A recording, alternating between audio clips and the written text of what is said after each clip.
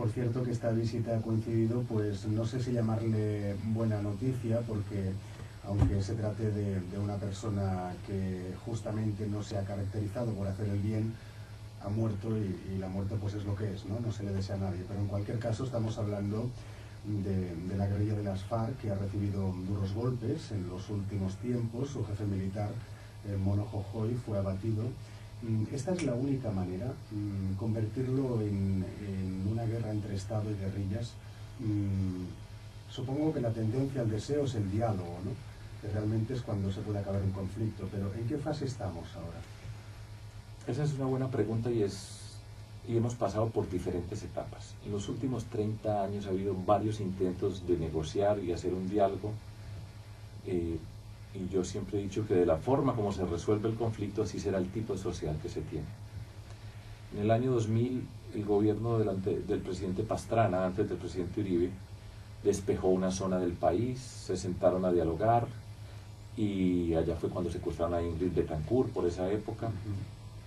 Y la respuesta de las FARC fue engañar a Colombia, porque ellos no estaban, y lo decía el mismo Fidel Castro, ellos no estaban por negociar, sino por fortalecerse para tomarse eventualmente el poder. Mientras que nosotros queríamos para tomar el poder era lo que pretendían. Mientras nosotros queríamos que hubiera una negociación para superar ese conflicto, esa parte del conflicto, ellos estaban allí engañándonos de manera deliberada para tomarse el poder. Ese engaño ha sido costoso para Colombia.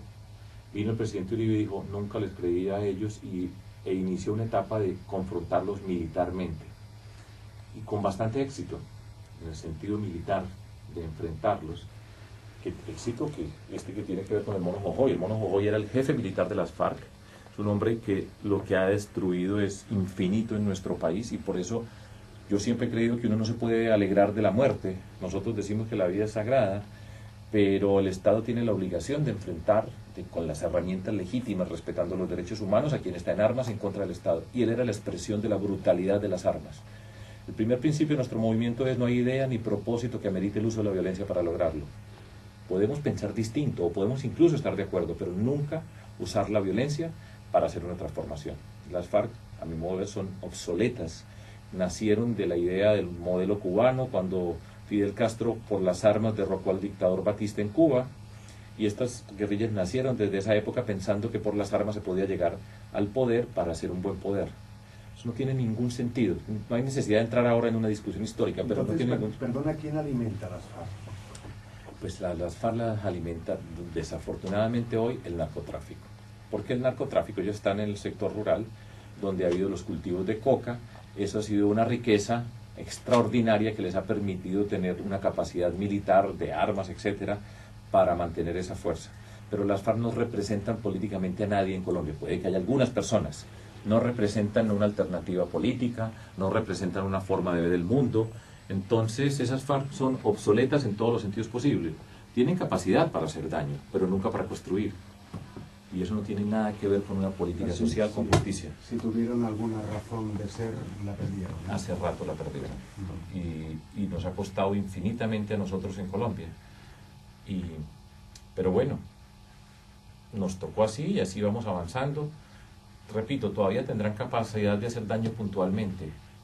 Hacer un ataque a un convoy de policías es relativamente sencillo, poner una mina antipersonal es relativamente sencillo, no requiere gran sofisticación, pero el daño que han hecho las FARC a Colombia ha sido increíble, y sin duda que en los últimos años, independientemente de lo que uno pueda pensar del presidente Uribe y las discusiones políticas alrededor de lo que él significa políticamente, pues se les han dado unos golpes muy grandes, y esos golpes muy grandes pues han tenido ese punto máximo ahora cuando dieron de baja al Mono Jojoy, que era la cabeza militar de ellos. ¿Se hace partidismo político del terrorismo en Colombia? ¿Se hace electoralismo como se ha hecho en España y aún se hace desgraciadamente con ETA?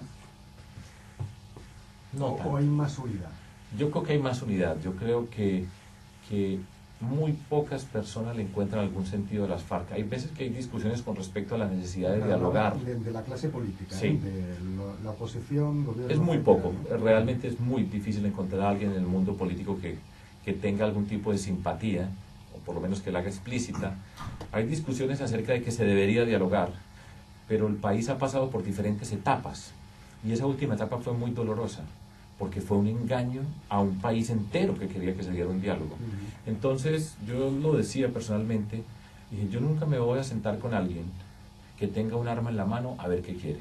Si hay una decisión de dejar las armas, sí, eso sería otra cosa, pero esa decisión no la han tomado las FARC, como tampoco la han tomado ETA, a pesar de que lo que yo leo en los últimos días han manifestado que tienen algún tipo de intención. Pero hay una desconfianza gigantesca, porque esa intención se ha manifestado en otras oportunidades, exacto. Entonces, ya la sociedad llega a un punto de no retorno, en el sentido de ya no se cree más. Son muchos años de estar pasando por la ilusión. El pueblo colombiano no es un pueblo que quiera la violencia, ha sufrido la violencia, y precisamente eso hace que haya más miedo ahora con respecto a una posibilidad de esas. Pero bueno, esa es nuestra historia, y la historia uno tiene que ir aprendiendo. Yo siempre estaba a favor del diálogo, pero después de lo que ha pasado uno dice, esto ya no es posible, y yo no me sentaría con nadie que tenga un arma en la mano. A ver, ¿usted qué quiere? ¿Quiere dejar las armas? Se busca un camino, y eso se tiene que demostrar de alguna manera. El secuestro, todavía tienen personas secuestradas, la forma como lo han hecho, eso hace que en Colombia nadie, y la expresión es incorrecta porque podrá haber alguien, pero básicamente nadie en Colombia quiere nada asociado con las FARC.